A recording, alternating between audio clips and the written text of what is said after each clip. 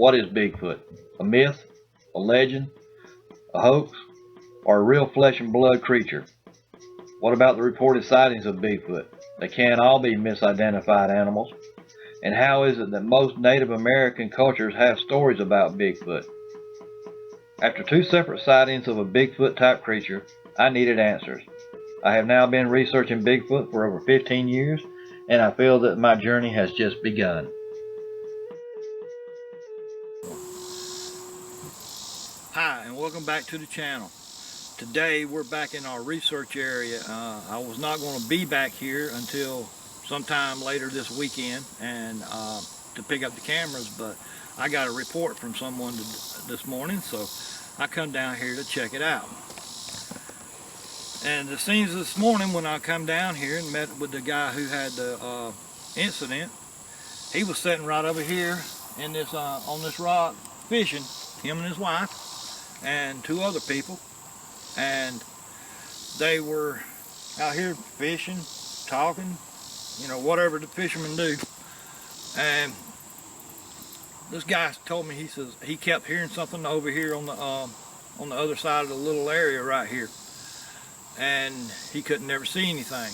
Well, it's dark up in these woods, so that's probably why he didn't see anything. But he kept hearing something, and all of a sudden he heard something go crashing through the limbs and everything of the tree just in time to watch a large rock about this size hit the water. Now, he said when he did that, the thing stepped out into the light big enough that they could see it. It was brown, about the color of a deer. It was a lighter brown color. It stood about 6.5 to 7 foot tall. And so when he saw it, it just sort of grunted at him. He said it put its hands together like, "Bruh." So he said when it done that, it turned around and walked off, and they turned around and run off. So he come back this morning and told me about the encounter, and I was going to do some walking around checking it out and everything, but it started raining on me, so I wanted to keep my cameras all in good working order, so I left. So I'm back now. This rock right here, I'm going to get April to turn the camera around, and we're going to see if we can't hit right about where the man said the rock hit. He said it hit right about there, somewhere in that little area right there. So that was a good throw for a Bigfoot. Now we're going to walk on over here to the area where the Bigfoot was standing.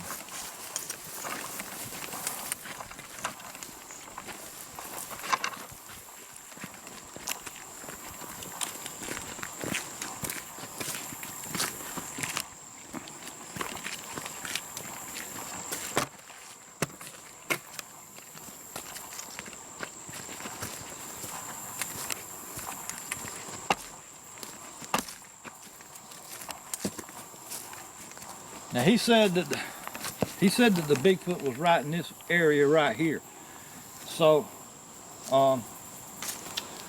we look right back here and we see a depression where a rock had been. I got something as a size reference right here, Bud Light bottle, and we're gonna set it right there. So zoom in on that a little bit.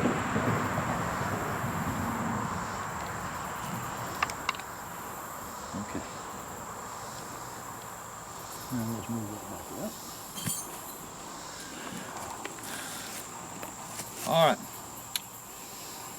That's a big rock. I actually know about this rock because a couple of days ago, well, yesterday when I was out here, I actually stopped right here, set one of my cameras up on that rock, put my foot up on the rock, and retied my shoe. So this rock is probably it's about that big around. It's about that thick, had sort of flat on the top, and according to this indent right here where the rock had been setting, it's pretty much flat on the bottom. So it's about a 200-pound rock, easy. So undoubtedly the Bigfoot picked it up, brought it right in here, and chunked it.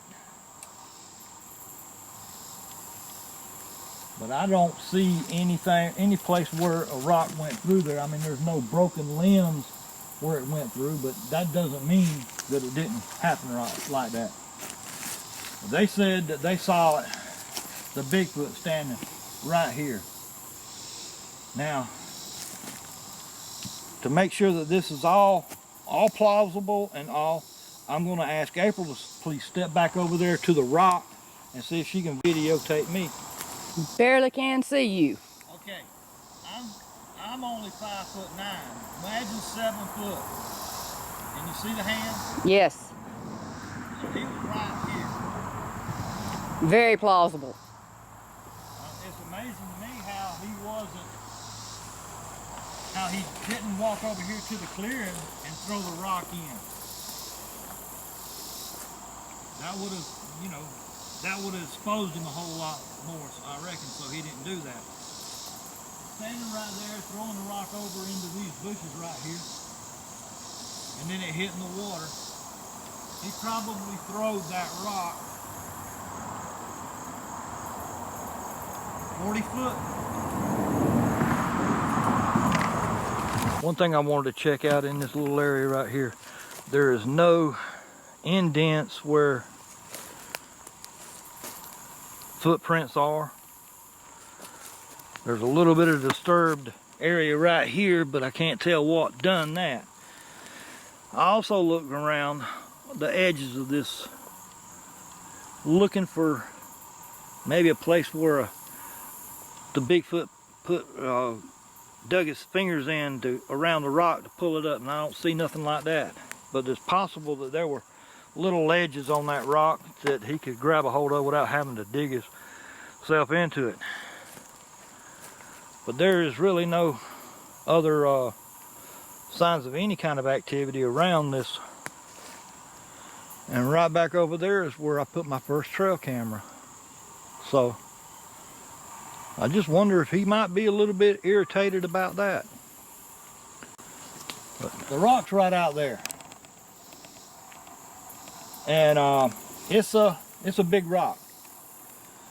I would actually put on snorkeling gear and go down there and find it and videotape the rock, but there's so much broken glass down there that if I stood up, I'd probably cut myself pretty bad. So what we're going to do is we're going to wait till the fall of the year when they drop the level of the water, and I'm just going to walk right out here after that water level gets dropped.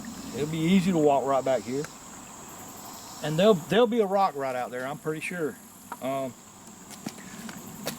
You just don't pick up a 200-pound rock and move it somewhere for no reason at all, or to even make up a story.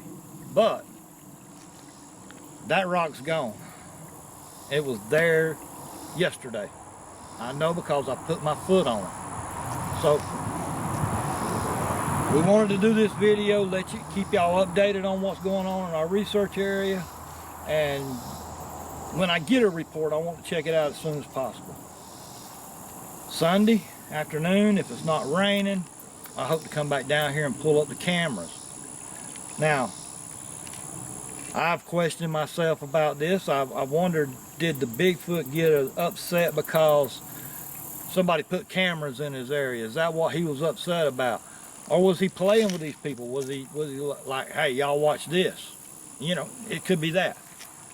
But if you'll point right over that way, right over there is where the last campers were that got run out of here and left their tent and all their personal belongings and would not come back and get it.